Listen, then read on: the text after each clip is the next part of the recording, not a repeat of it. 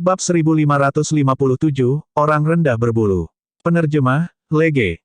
Biksu botak. Bulu emas sangat marah. Selama bertahun-tahun, ras gagak emas telah mendominasi daratan Tianhuang dan hampir tak terkalahkan, dia belum pernah mengalami cedera seperti itu.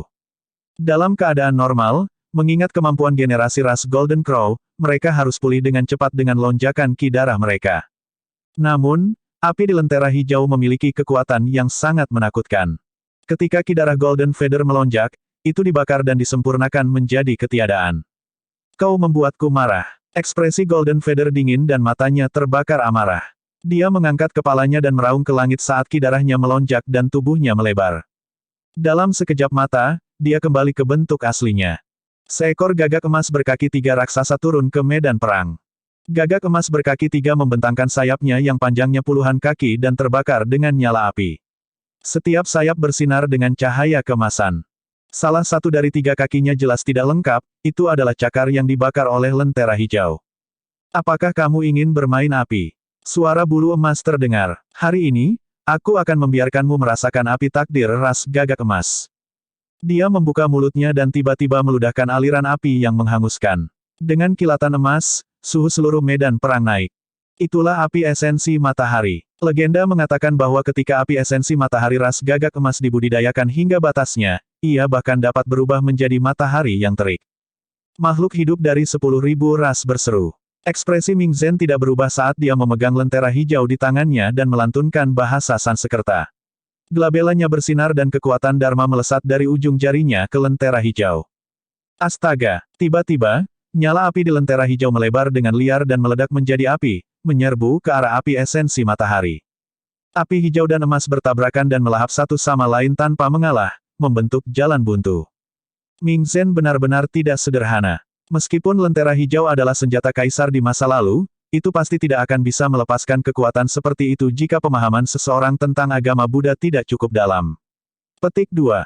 Itu benar, ada terlalu sedikit orang yang bisa menekan ras Golden Crow dalam hal api. Di antara 9 ras, hanya garis keturunan naga penerangan dari ras naga yang bisa bertarung melawan ras gagak emas di dao api. Golden Feather menyalurkan roh esensinya dengan liar dan api menari-nari di matanya.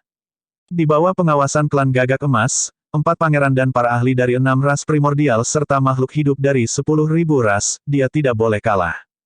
Tiba-tiba, 2 api emas meledak dari mata bulu emas dengan aura yang sangat menakutkan. Teknik visual, mata api mengalir. Ming Zhen melihat 2 api yang masuk dan tiba-tiba berkedip. Menurunkan kepalanya sedikit, dia memancarkan kekuatan yang sangat baik. Saat kedua api itu mendarat di depan Ming Zhen, mereka padam. Ketika kepala bodhisattva diturunkan, ribuan teknik visual dapat dihilangkan. Kekuatan tubuh Ming Zhen melonjak ke lentera hijau dan nyala api hijau meningkat. Seketika, itu melahap api esensi matahari bulu emas dan bangkit melawan arus untuk melahap yang terakhir. Ekspresi Golden Feather berubah saat dia melebarkan sayapnya dengan tergesa-gesa, bersiap untuk melarikan diri dari jangkauan api hijau. Saat itu, suara Ming Zhen terdengar. Segel sumpah hebat. Ming Zhen mengulurkan tangan dan menyulap segel Dharma, menekannya perlahan ke arah bulu emas. Kecepatan segel Dharma sangat lambat. Namun, Golden Feather merasa seolah-olah dia ditahan oleh kekuatan yang sangat kuat dan tidak bisa bergerak sama sekali, seolah-olah sebuah gunung raksasa menekannya. Segel sumpah agung berisi kekuatan harapan dari Siti Garba Bodhisattva. Dia bersumpah bahwa dia hanya akan mencapai kebudaan jika neraka kosong dan semua makhluk hidup dibebaskan. Tekadnya yang luar biasa bahkan bisa menaklukkan neraka, apalagi gagak emas berkaki tiga. Terhadap segel sumpah besar, kecepatan gagak emas berkaki tiga sama sekali tidak berguna. Golden Feather tampak membeku di udara dan hanya bisa menyaksikan tanpa daya saat api hijau menelannya. Ah! Golden Feather menjerit dalam nyala api. 10.000 ras terguncang. Banyak pembudidaya yang disegarkan juga. Ming Zhen telah memenangkan pertempuran ini. Selanjutnya, dia telah menang melawan ras Golden Crow meskipun ranah kultivasinya lebih rendah.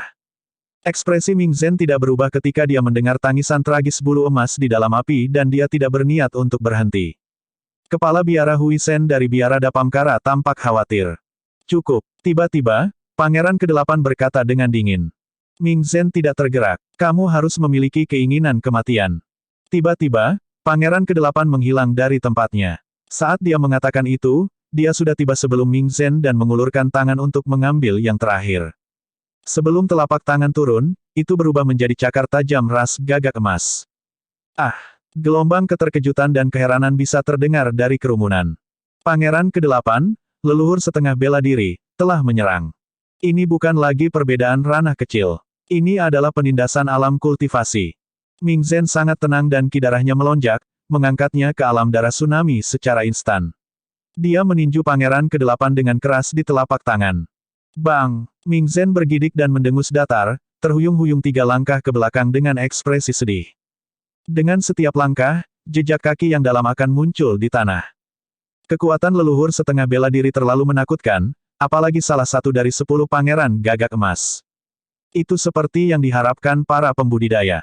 Bahkan jika Ming Zhen mengalahkan Golden Feather, makhluk ras primordial yang lebih kuat akan menonjol. Kedatangan leluhur setengah bela diri dari ras primordial adalah sesuatu yang tidak dapat ditandingi oleh siapapun di alam kultivasi yang sama. Biksu kecil, cicipi Sun Essence Fire-ku. Tiba-tiba, pangeran ke-8 membuka mulutnya dan memuntahkan nyala api keemasan yang melonjak. Ming Zhen memiliki ekspresi muram dan hanya bisa menyerah untuk membunuh Golden Feather. Menarik kembali lentera hijaunya, dia menyalurkan api hijau dan membakarnya ke arah api esensi matahari pangeran ke-8. Kali ini, nyala api hijau dilahap oleh Sun Essence Fire hampir seketika. Api esensi matahari ini mengandung jejak kekuatan surgawi. Api hijau Ming Zhen tidak bisa bertahan melawannya sama sekali. The Sun Essence Fire menelan Ming Zhen dan dia tidak punya tempat untuk mundur. Dia mengambil napas dalam-dalam dan tiba-tiba mengambil posisi lotus di tanah, melantunkan sutra. Seketika, cahaya keemasan memancar dari tubuhnya. Itulah tubuh sejati Siti Garba. The Sun Essence Fire menelan Ming Zhen dan membakarnya terus-menerus. Ming Zhen menggenggam kedua telapak tangannya dan tubuhnya dipenuhi dengan cahaya keemasan. Dia duduk di api dan menyalurkan roh esensinya untuk bertahan dengan sekuat tenaga. Hehe, pangeran ke-8 mencibir dengan dingin, mari kita lihat berapa lama lagi kamu bisa bertahan. Kesadaran roh pangeran ke-8 sangat luas dan kekuatan dharmanya tak terbatas saat mereka terus-menerus melonjak ke dalam api esensi matahari. Api berkobar dan naik lebih dari 100 kaki ke udara. Itu meningkat dan melonjak dengan cahaya keemasan yang menyilaukan, menelan sosok Ming Zhen tak lama. Kerumunan yang bersemangat secara bertahap menjadi tenang ketika mereka melihat bola api. Banyak pembudidaya tampak sedih. Apakah ada orang lain dari ras manusia? Aura pangeran ke-8 sangat deras saat dia berdiri di udara dan menatap 10.000 ras dengan jijik. Siapa yang berani menonjol dan melawanku? Tidak ada yang menjawab. Sampah yang banyak. Pangeran ke-8 meludah dengan ekspresi menghina dan mencibir, keberuntungan umat manusia abis dan era kaisar kuno telah berlalu. Hanya ada Anda sekelompok orang lemah dan pengecut yang tersisa. Kamu tidak layak menjadi penguasa daratan Tianhuang. Setiap kalimat dari pangeran ke-8 tampaknya menembus hati banyak pembudidaya. Ada yang kecewa, ada yang marah, dan ada yang tersinggung. Namun, tidak ada yang bisa melangkah maju. Itu karena banyak pembudidaya tahu bahwa bahkan jika mereka menonjol, mereka akan dibunuh oleh pangeran ke-8 dengan mudah dan hanya akan mempermalukan diri mereka sendiri. Mereka tidak bisa bertahan sama sekali. Jika manusia tidak layak, makhluk rendahan berbulu sepertimu bahkan kurang layak. Suara dingin terdengar dari luar, menyebabkan kegemparan. Bab 1558, Asura yang mendominasi. Penerjemah, Lege.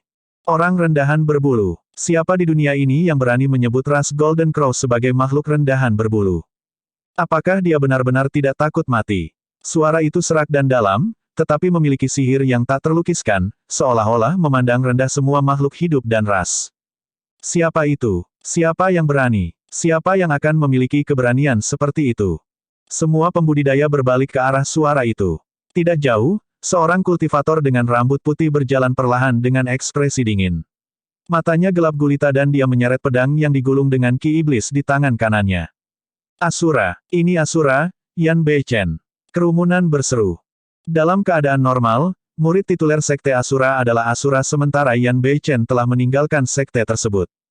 Namun, pada generasi ini, di hati semua pembudidaya di daratan Tianhuang, tidak peduli siapa murid tituler Sekte Asura, hanya ada satu orang yang adalah Asura. Ini adalah satu-satunya orang yang layak menyandang gelar Asura juga. Banyak pembudidaya tampak lega ketika mereka melihat siapa itu. Asura mungkin satu-satunya di dunia dengan keberanian seperti itu. Asura adalah satu-satunya dengan keberanian seperti itu.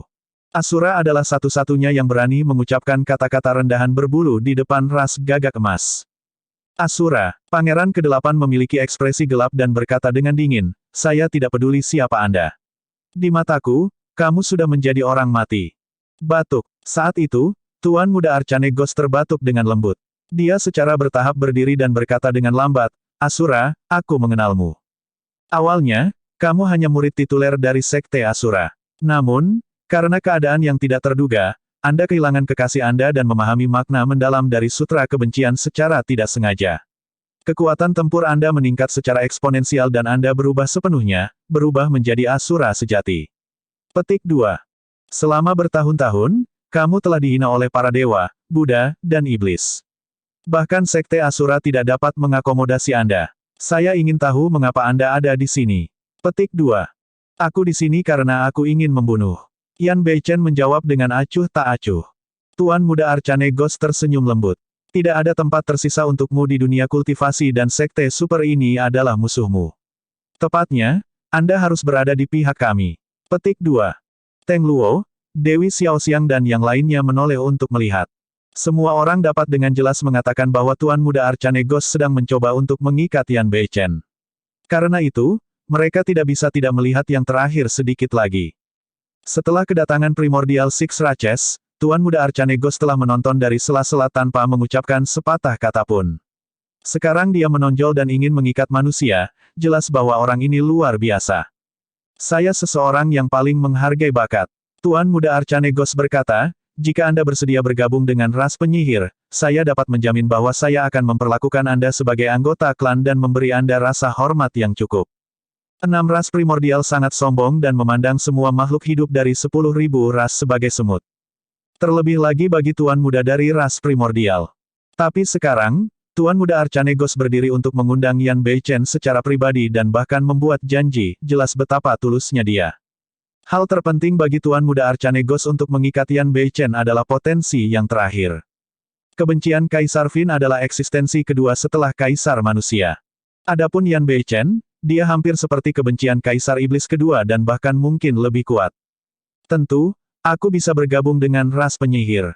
Yan Beichen berhenti sejenak. Pergi dan bunuh sekelompok makhluk rendahan berbulu itu dulu. Lampu hijau berkedip di mata Tuan Muda Arcane Ghost. Banyak pembudidaya tidak bisa berkata-kata. Asura mungkin satu-satunya di dunia yang berani mengatakan hal seperti itu. Hantu misterius. Pangeran ke-8 berkata dengan dingin, aku memberimu wajah dengan membiarkanmu berbicara dengannya begitu lama, tapi beraninya dia mempermalukan ras gagak emas seperti ini. Kamu tidak bisa melindunginya. Saya hanya ingin memberinya kesempatan karena saya menghargai bakatnya. Tuan Muda Arcane Ghost tersenyum dan berkata dengan dingin, karena dia tidak tahu bagaimana menghargainya, semuanya, lakukan sesukamu. Karena aku tidak bisa menggunakan pedang yang tiada taranya, lebih baik aku menghancurkannya. Pangeran ke-8 berbalik dan mengukur Asura. Sambil menyeringai, dia berkata dengan sinis, Asura, aku sedang berpikir tentang bagaimana aku akan menyiksamu setelah menekanmu. Saya akan. Kamu terlalu banyak bicara. Tiba-tiba, Yan Beichen menyela Pangeran ke-8 dan menebas secara terbalik ke arah yang terakhir. Cahaya hitam merobek udara dan melepaskan aura kematian yang menyesakkan. Sinar kebencian iblis Ki berputar-putar dan menelan Pangeran ke-8 secara instan. Tidak ada yang bisa menggambarkan betapa menakutkannya tebasan itu. Seolah-olah semuanya gelap dalam sekejap. Pupil Pangeran ke-8 mengerut dan ekspresinya berubah, menunjukkan sedikit ketakutan di matanya.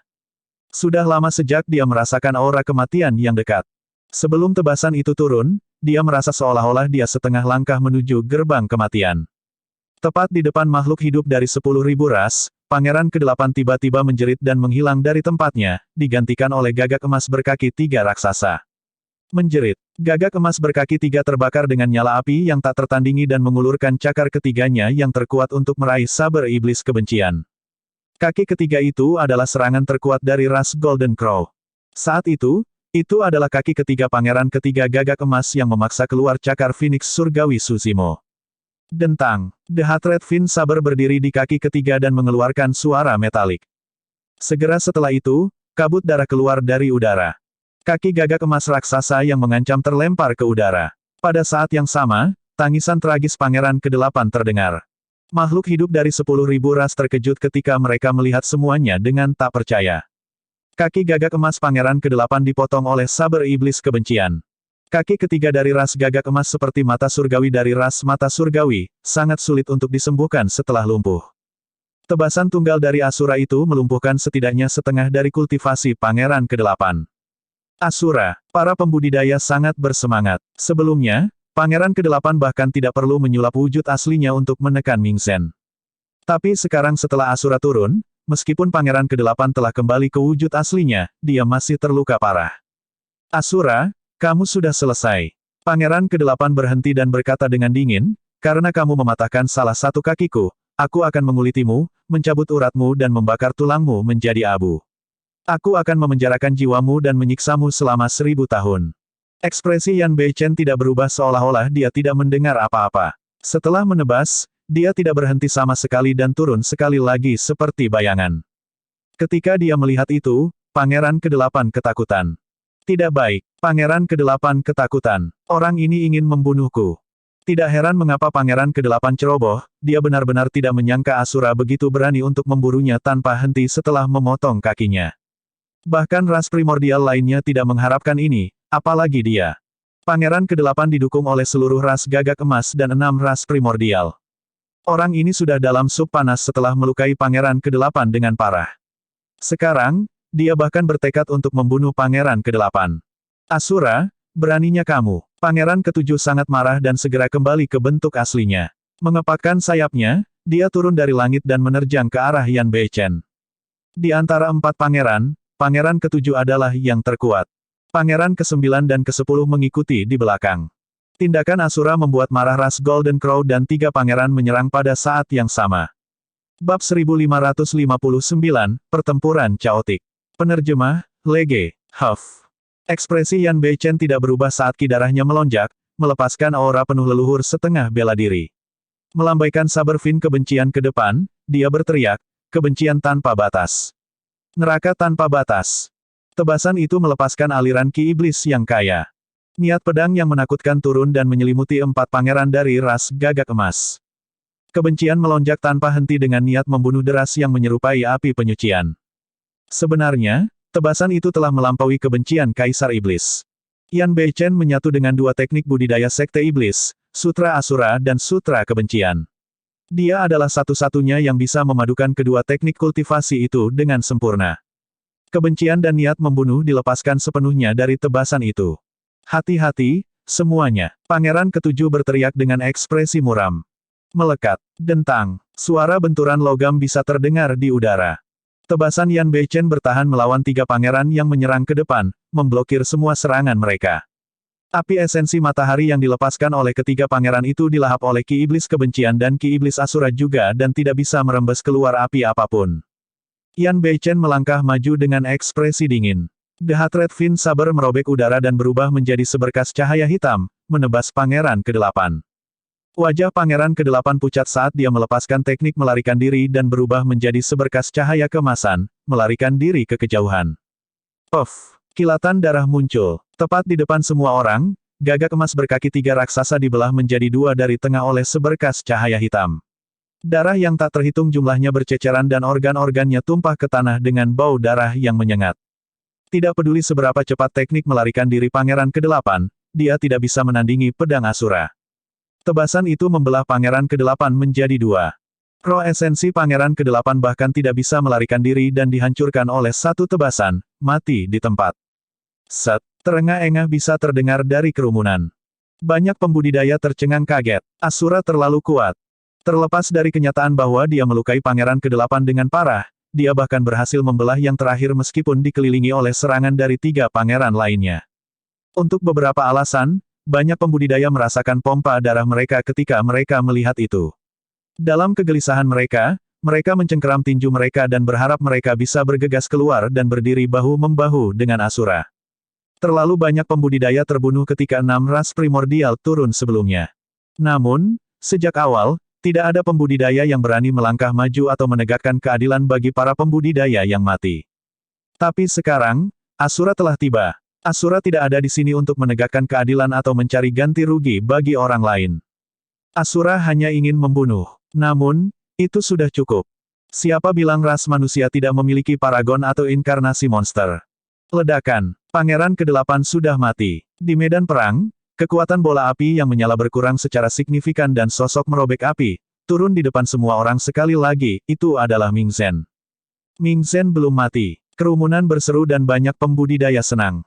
Awalnya, banyak pembudidaya berpikir bahwa Ming Zhen sudah terbakar menjadi abu setelah dimurnikan oleh api Pangeran ke-8 begitu lama. Untuk berpikir bahwa dia masih hidup. Saat itu, Teng Lingzi memasukkan karakteristik Dharma Ming Zhen ke dalam labu darah takdir untuk disempurnakan selama 10 tahun penuh tanpa bisa memperbaiki yang terakhir. Meskipun api esensi matahari Pangeran ke-8 sangat kuat, ia tidak dapat melakukan apapun pada tubuh emas Siti Garbanya yang ditopang oleh lentera hijau. Pangeran ke-7 berdiri di udara dan memandangi mayat Pangeran ke-8 dengan dingin saat dua api emas menyala di matanya. Menjerit. Pangeran ke-9 mengangkat kepalanya dan menangis dengan ekspresi sedih. Menjerit. Ratusan gagak emas kembali ke bentuk aslinya dan mengelilingi mayat Pangeran ke-8 di udara, menangis tanpa henti. Asura, aku akan membuatmu membayar dengan nyawamu. Pangeran ke-7 meraung dan berubah menjadi tombak yang menyala-nyala, menyerbu ke arah Yan Beichen. Tombak itu merobek udara dan kekuatan Dharma dalam kehampaan terbakar.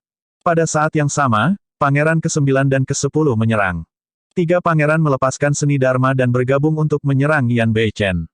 Ekspresi Yan Beichen tidak berubah saat dia menggunakan pedang iblis kebencian dan menggabungkan teknik pedang sutra kebencian dan sutra asura dengan sempurna.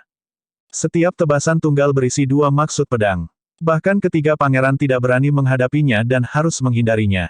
Untuk pertempuran tingkat ini, bahkan Ming Zhen tidak bisa ikut campur, apalagi yang lain. Huff. Ji Chengtian mencibir, ras Golden Crow benar-benar tidak tahu malu. Sebelumnya, mereka bahkan berbicara tentang pertarungan yang adil. Saat mereka melihat bahwa mereka tidak bisa menang, mereka bergabung. Jangan khawatir, Leng Rou berkata perlahan, Asura terlalu kuat.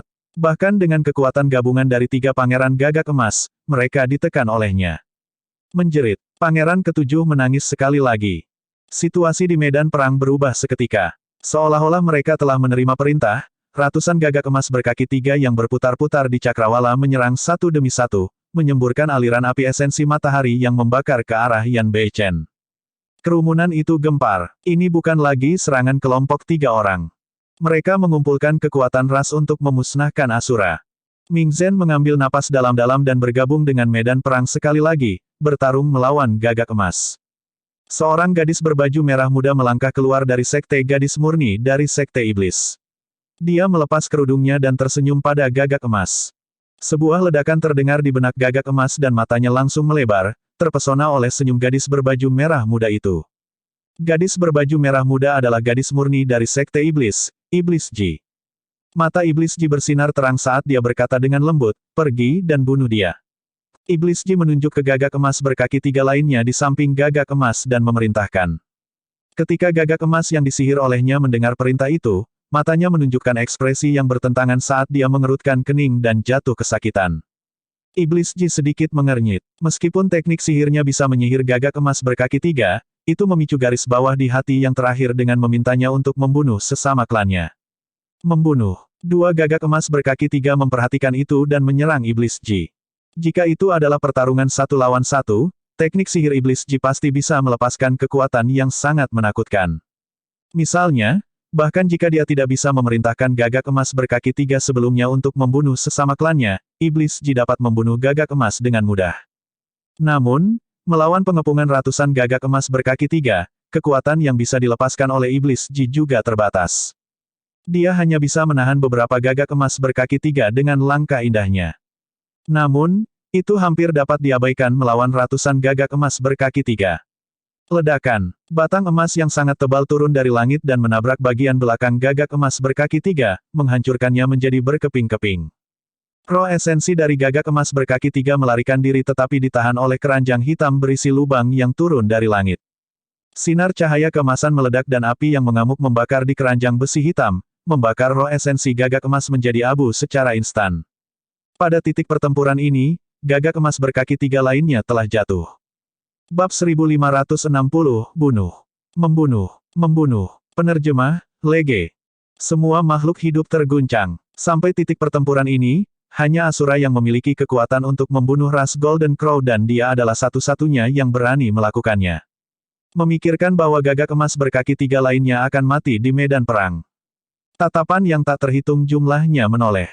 5 sosok turun dari langit dan memasuki medan perang untuk melawan banyak gagak emas berkaki 3. Yang paling mencolok adalah kera yang tingginya puluhan kaki dengan bulu panjang di sekujur tubuhnya. Matanya memerah saat ia memukul dadanya dan menghentakkan kakinya, mengaum ke langit saat ia mengayunkan tongkat emasnya dengan ki iblis yang deras. Kera raksasa itu sangat tangguh dan kejam. Meskipun dikepung 10 gagak emas berkaki 3, itu masih nyaman dan melepaskan serangan balik yang kuat. Dalam hal kekuatan, gagak emas berkaki 3 bukanlah tandingan kera raksasa. Di samping kera raksasa itu ada seekor harimau yang bersinar dengan busur listrik. Cakarnya tajam dan bertarung dengan sengit melawan gagak emas berkaki 3 yang menari di udara. Seekor bangau berputar-putar di udara dengan api yang menyala di tubuhnya juga. Garis keturunannya dipenuhi dengan aura bifang. Seekor singa emas meraung dengan kekuatan yang menakutkan. Di antara 4 iblis, ada rubah yang tampaknya lemah dan kurus. Itu memiliki bulu merah menyala yang bersinar dengan kilau kristal. Rubah kecil mencengkeram keranjang hitam pekat dengan erat memanfaatkan saat-saat yang tepat untuk menyerang. Gagak emas berkaki 3 sebelumnya dibakar sampai mati oleh keranjang hitam itu. Monyet, harimau roh, king, singa emas, dan rubah kecil menonjol dan bergabung dalam pertempuran. Itu mereka. Ketika Master Sekte dari Sekte Biduk Surgawi melihat monyet dan yang lainnya, dia tiba-tiba berdiri dan menyatakan, rekan Taois dari ras primordial, 5 binatang ini adalah saudara kandung dari Desolate Martial dan Tabu Divine Hall. Apa yang sedang kamu lakukan? Palace Lord of Enigma Palace bertanya dengan marah. Ji Chengtian tidak bisa menahan diri untuk tidak berkata, Sekte Biduk Surgawi menyaksikan dengan santai ketika manusia diganggu. Sekarang kami mendapat bantuan dari saudara iblis ini, kalian mengkhianati mereka alih-alih mengungkapkan rasa terima kasih. Petik 2. Fufu, Master Sekte dari Sekte Biduk Surgawi mencibir, mereka hanya beberapa binatang. Asura adalah orang yang ceroboh dalam hal ini dan membunuh Pangeran ke-8 gagak emas. Itu hanya tepat baginya untuk membayar dengan nyawanya. Betul sekali. Master Sekte dari Sekte Bumi Jahat mengangguk juga. Jika bukan karena Asura, temu perlombaan 10.000 akan diadakan dengan lancar sejak lama. Bagaimana hal ini bisa terjadi? Ketika mereka mendengar itu, Ji Chengtian bukan satu-satunya, bahkan Master Sekte Lembah Snowdrift, Sekte Cakrawala Ungu, Biara Dapamkara, Biara Berlian dan yang lainnya melotot dengan marah. Jika Asura tidak datang, umat manusia akan menderita penghinaan yang tak terbayangkan. Sementara Sekte Super berdebat, 5 ras primordial lainnya tenang. Awalnya, 5 ras primordial hanya ingin menonton pertunjukan dan menunggu situasi berkembang. Namun, ketika mereka mendengar bahwa monyet dan yang lainnya adalah saudara dari Desolate Martial, mereka tertarik. Desolate Martial mungkin sudah mati. Teng Luo menggosok dagunya dan tiba-tiba berkata, bahkan jika kita tidak bisa membunuh Desolate Martial untuk melampiaskan frustrasi kita, tidak buruk membunuh saudara kandungnya juga. Haruskah kita turun dan bermain juga untuk meregangkan tubuh kita? Teng Luo menjilat bibirnya. Aku sedikit lapar. Aku bisa menangkap beberapa makanan untuk dimakan. Savage tidak bergerak dan tidak berniat untuk bangun.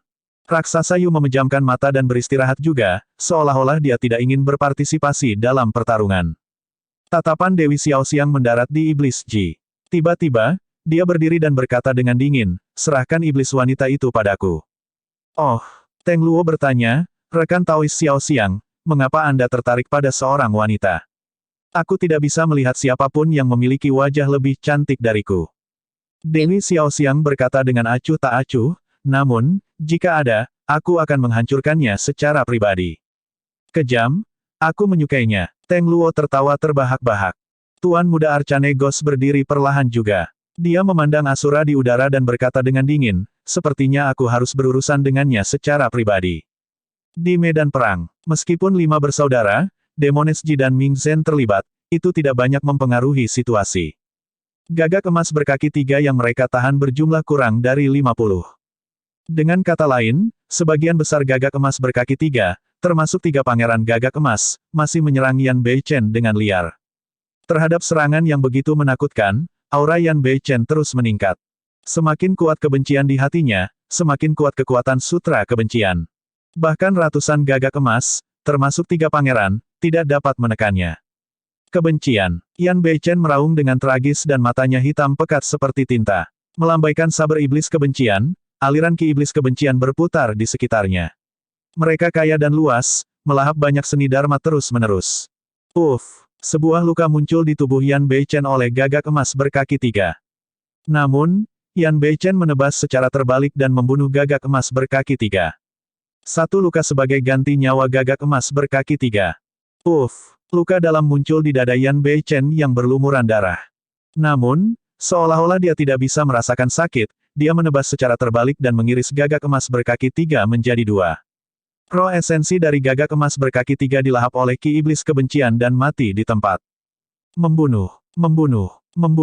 Yan Beichen telah kehilangan rasionalitasnya sepenuhnya dan berada di ranah niat kebencian di mana dia tidak bisa merasakan sakit atau tekanan. Hanya ada kebencian tak berujung yang tersisa di hatinya. Dia hanya ingin membunuh semua makhluk hidup di hadapannya.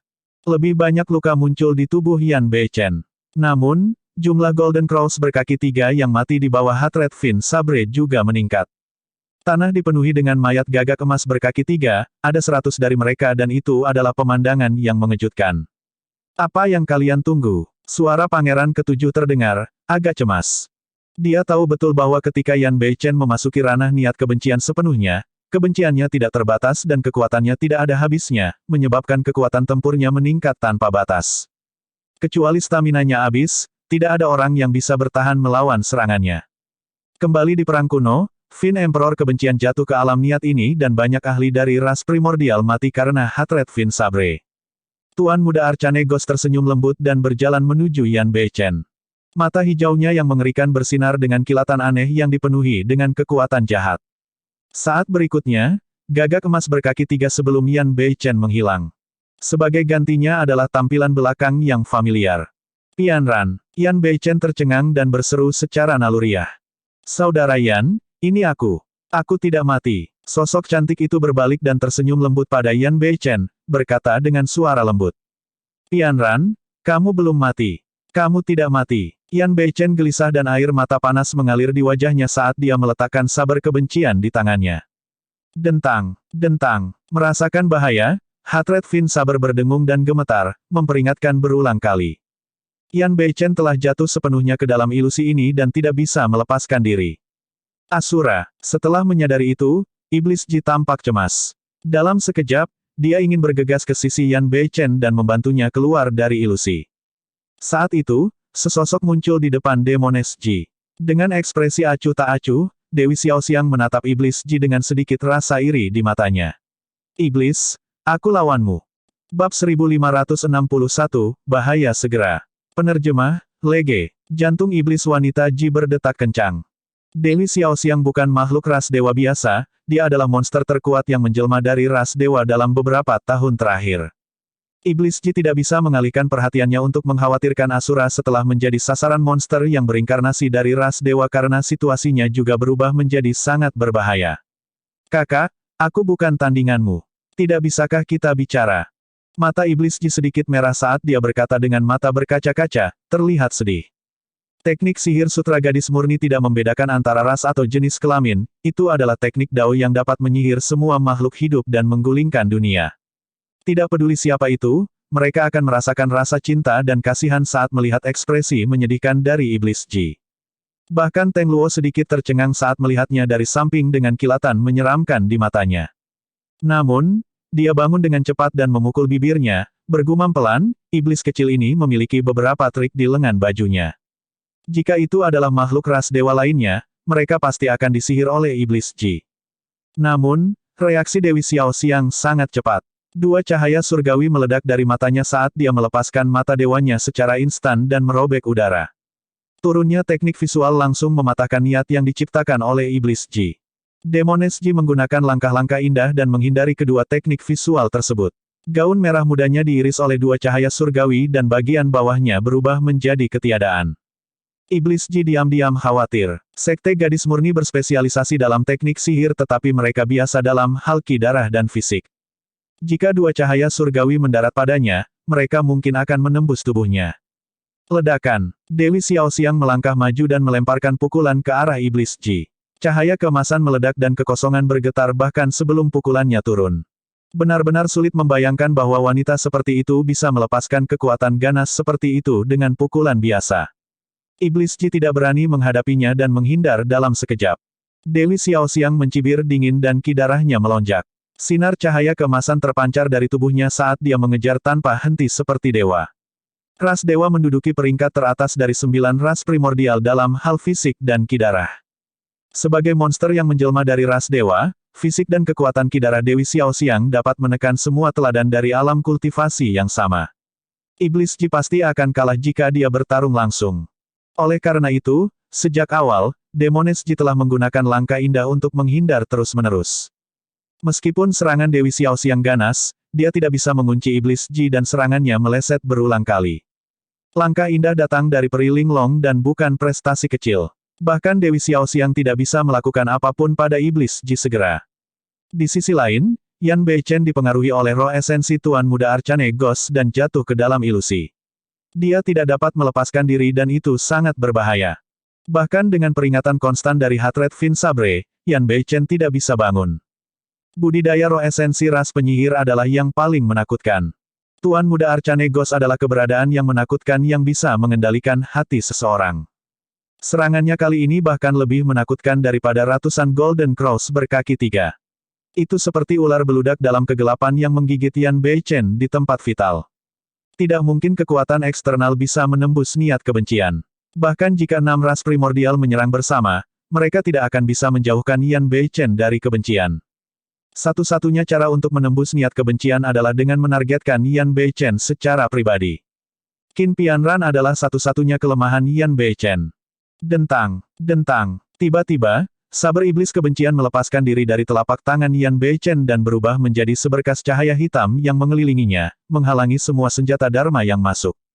Segera setelah itu, saber iblis kebencian memutar pedangnya dan menusuk dada Yan Beichen. Puff! Tebasan itu menembus dada Yan Beichen. Apa yang terjadi? Pedang iblis membunuh tuannya. Ada yang tidak beres. Pedang iblis itu sepertinya mencoba membangunkan Yan Beichen. Para pembudidaya terkejut ketika mereka melihat itu. Adapun Yan Beichen yang berada dalam ilusi, dia tiba-tiba mencengkeram dadanya dengan ekspresi sedih. Dengan gerutuan tumpul, dia melepaskan diri dari ilusi dan matanya secara bertahap mendapatkan kembali kejernihannya. Terima kasih saudara. Yan Beichen bergumam pelan dan mencengkeram kebencian Fin Sabre secara terbalik, menarik pedang keluar dari dadanya. Ki iblis kebencian berputar di sekitar luka dan tidak setetes darah pun mengalir keluar. Yan Beichen mencengkeram Hatred Fin Sabre sekali lagi dan tiba-tiba merasakan gelombang kelemahan dan kelelahan. Awalnya, dia tidak bisa merasakan sakit atau kelelahan setelah memasuki ranah kebencian.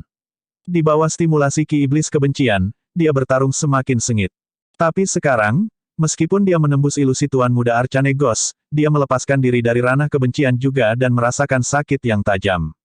Sampai titik pertempuran ini, dia memiliki luka yang tak terhitung jumlahnya di tubuhnya di bawah pengepungan ras gagak emas. Dia mungkin tidak bisa bertahan jika pertempuran berlanjut. Monyet dan yang lainnya dikepung dan situasinya juga tidak optimis bagi mereka. Semua orang dalam bahaya. Tuan Muda Arcane Ghost tersenyum lembut pada Pangeran Ketujuh. Niat kebencian telah dihilangkan. Aku akan menyerahkan sisanya kepada kalian. Terima kasih. Pangeran Ketujuh mengangguk sedikit.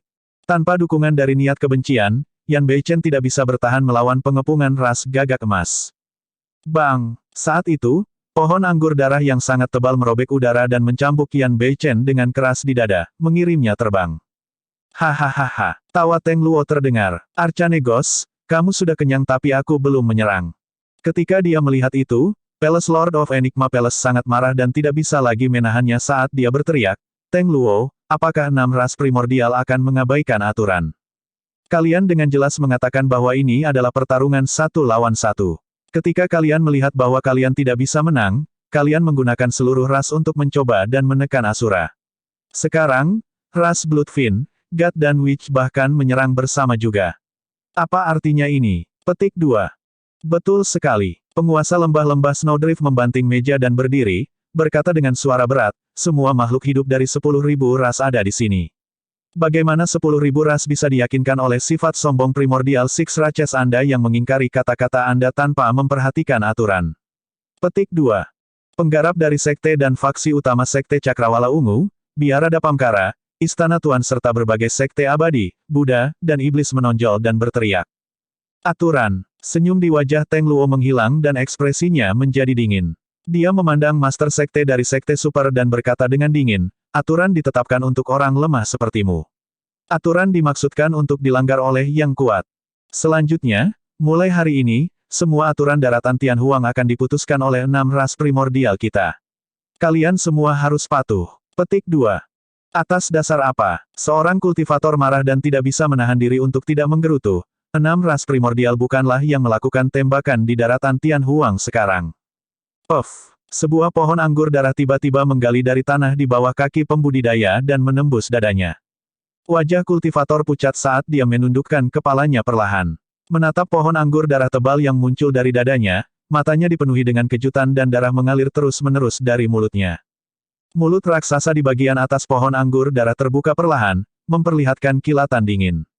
Taringnya yang terjalin melahap kepala pembudidaya dalam satu suap. Puff. Taringnya tertutup dan hampir mematahkan leher pembudidaya, menyebabkan darah memuntahkan. Tepat di depan semua orang, anggur darah berkedut dan melahap pembudidaya tak lama lagi. Darah esensi tak berujung melonjak ke tubuh Teng Luo melalui anggur darah tebal. Tiba-tiba, bekas luka darah aneh muncul di wajah Teng Luo dan merayap di seluruh wajahnya seperti jaring laba-laba sebelum menghilang. Dengan ekspresi ganas, Teng Luo menjulurkan lidah merahnya yang mengerikan dan menamparkan bibirnya, menyeringai. Daging segar apa? Ini terlalu enak. Bab 1562, saya bela diri desolate. Penerjemah, Lege. Banyak pembudidaya merasa rambut mereka berdiri ketika mereka melihat itu. Itu adalah sosok perkasa tubuh bersama dari Istana Tuan. Dia dimakan oleh Teng Luo begitu saja. Astaga, apa yang harus ditakuti? Palace Lord of Overlord Palace tidak bisa lagi menahannya dan menarik tombak raksasa dari tas penyimpanannya, menopangnya dengan berat di tanah saat dia berteriak. Alasan mengapa kami dari Sekte Iblis berkultivasi adalah karena kami menginginkan kebebasan dan riang.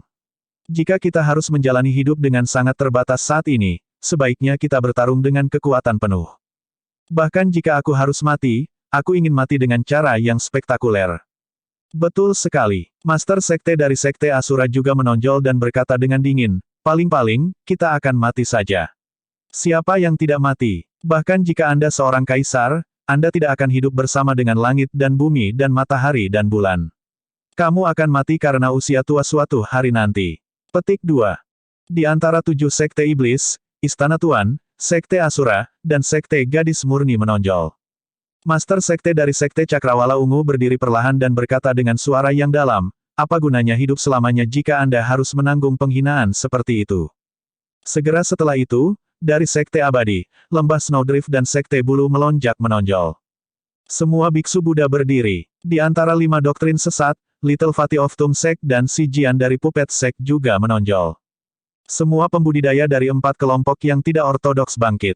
Keluarga bangsawan Nangong dan Beiming dari 3 keluarga bangsawan kuno menonjol.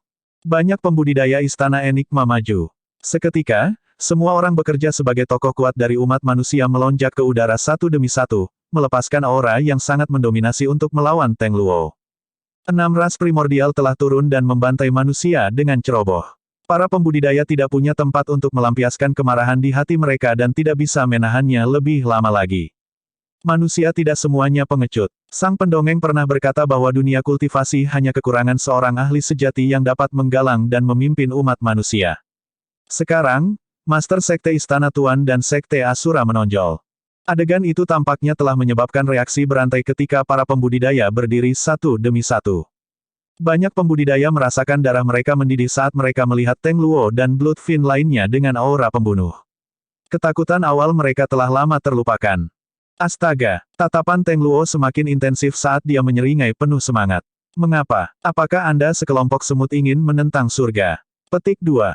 Aku akan menyarankan kalian untuk tenang. Saat itu, Master Sekte dari Sekte Biduk Surgawi berkata dengan dingin, kalian semua hanya pemarah dan terburu sekarang.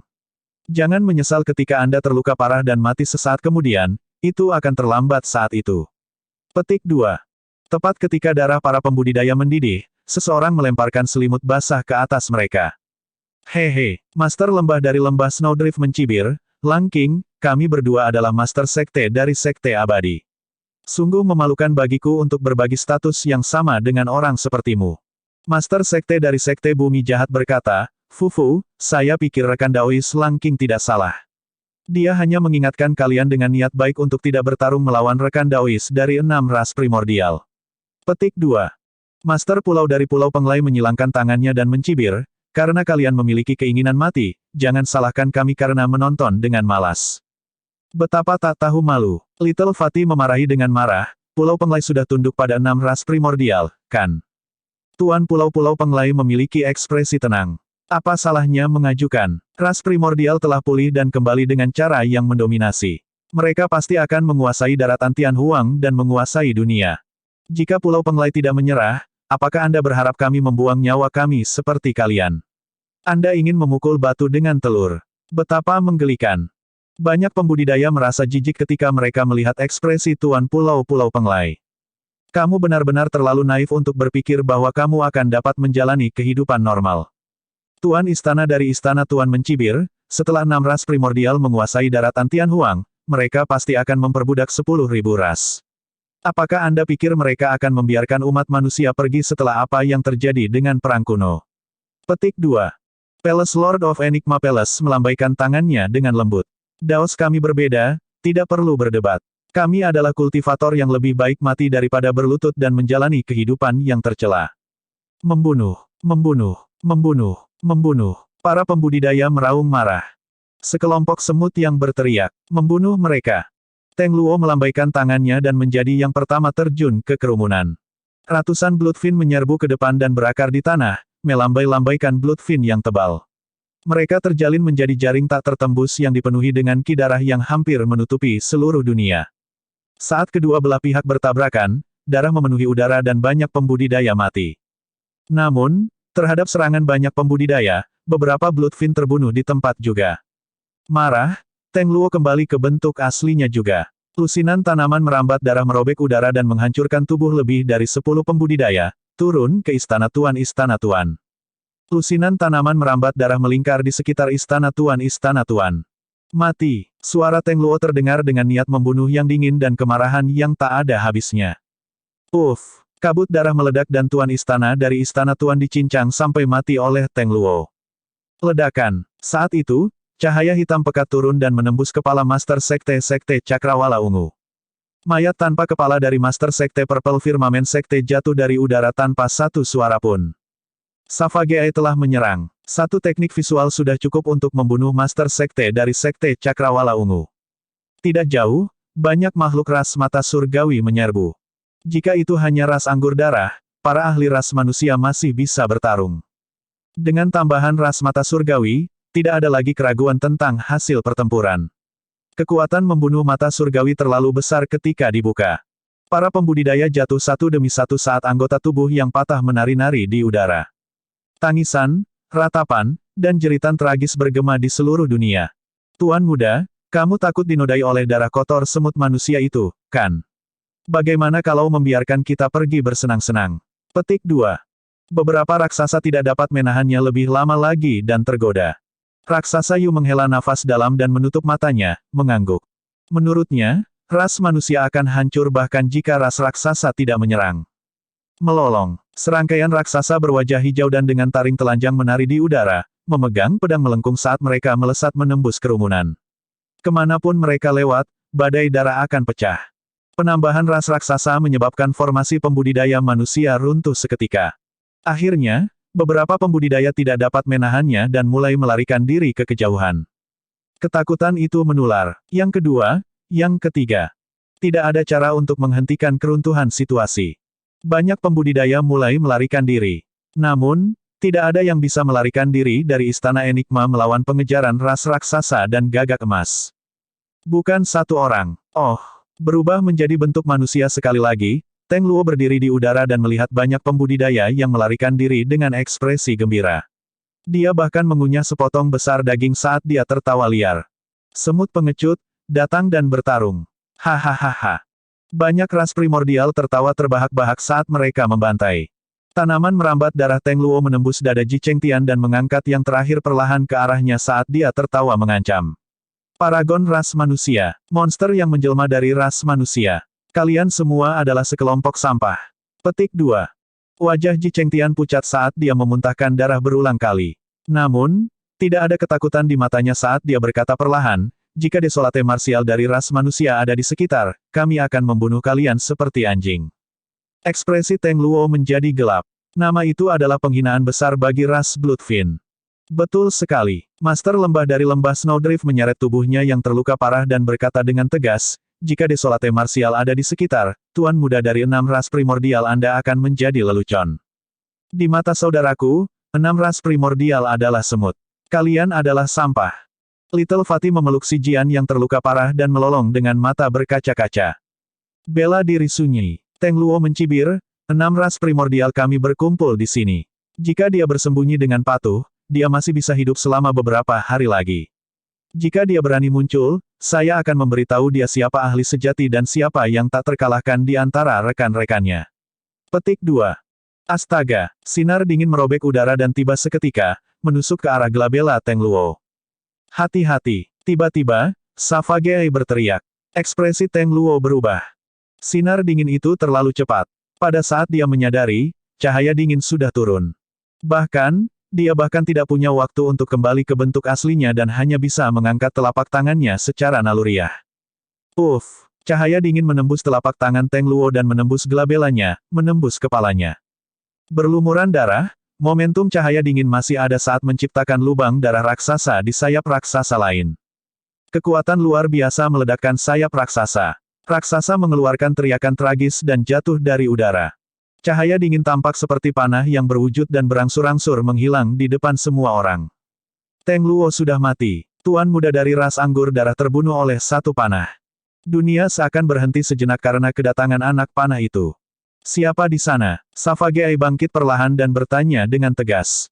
Sebuah suara dingin turun dan bergema melalui istana enigma dengan cara yang memekakkan telinga. Aku bela diri sunyi. Bab 1563, 5 panah. Penerjemah, Lege. Tembela diri sunyi. Kata-kata itu menggerakkan kerumunan seperti batu yang menyebabkan 1000 riak dan menggerakkan makhluk hidup dari 10.000 ras. Kata-kata itu tampaknya memiliki kekuatan iblis karena banyak pembudidaya yang bertarung berhenti secara naluriah dan melihat ke arah suara itu. Desolate Martial adalah nama yang semua orang tahu. Bahkan di antara 6 ras primordial, itu terkenal. Dalam pertempuran Myriad Phenomenon City, ras primordial tahu bahwa monster yang menjelma dari ras manusia telah lahir. Bahkan, dia bisa bertarung melawan ras raksasa dan dewa di ranah inti emas. Namun, ras primordial tidak terganggu. Inti emas bukanlah ancaman bagi ras primordial. Hanya setelah pertempuran lembah surga dan bumi, nama Desolate Martial menyebar melalui 6 ras primordial. Ini menarik perhatian primordial Six Races dan mereka merilis. Membunuh lencana satu demi satu, ingin membunuh Desolate Martial. Namun, untuk berpikir bahwa dalam pertempuran di Six Stars Mountain 100 tahun yang lalu, lebih dari 10.000 Bloodfines mati dan tuan muda mereka, Teng Lingxi, juga mati. Namun, Desolate Martial menghilang dari daratan Tianhuang dan tidak ada berita tentang dia sejak itu. Tuan muda dari ras primordial seperti Tuan muda Arcane. Goddess Xiaoxiang dan Savage sangat bangga dan percaya diri mereka tidak takut terhadap Desolate Martial. Menurut pendapat mereka, bahkan jika Desolate Martial masih hidup hari ini, dia pasti tidak akan berani muncul di 10.000 Racemit. Dengan 6 ras primordial dan lencana pembunuh masih ada, jika Desolate Martial berani muncul, itu akan setara dengan berjalan ke kuburnya sendiri. Namun, mereka tidak menyangka Desolate Martial benar-benar datang.